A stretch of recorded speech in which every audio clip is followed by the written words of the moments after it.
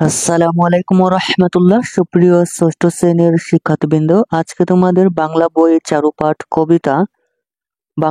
চারুপাঠ কবিতা ফাগুন মাস পৃষ্ঠা 99 এর বহুনির্বাচনী প্রশ্নের উত্তর সম্পর্কে আলোচনা করব। প্রিয় শিক্ষার্থী, চলো শুরু করা যাক।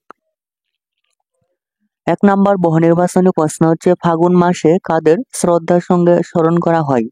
উত্তর হচ্ছে একের খ, ভাষা শহীদদের শ্রদ্ধার সঙ্গে স্মরণ করা হয়।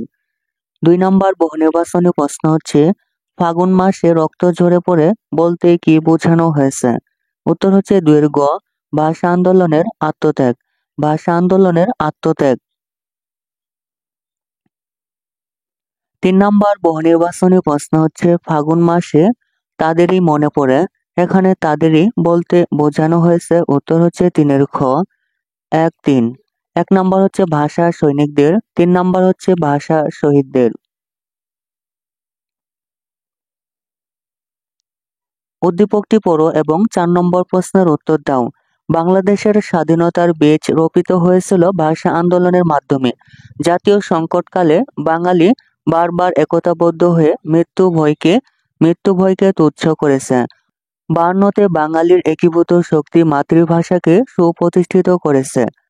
তারই ধারাবাহিকতায় 71 সালে রক্তক্ষয়ী মুক্তিযুদ্ধের মাধ্যমে অর্জিত হয়েছে আমাদের মহান স্বাধীনতা। 4 নম্বর বহুনির্বাচনী প্রশ্ন হচ্ছে, কোন শক্তি বলে বাঙালি বারবার স্বাধীনতা আন্দোলন সংগ্রামে সফল হয়েছিল? উত্তর হচ্ছে 4 এর খ, আত্মত্যাগের শক্তিতে।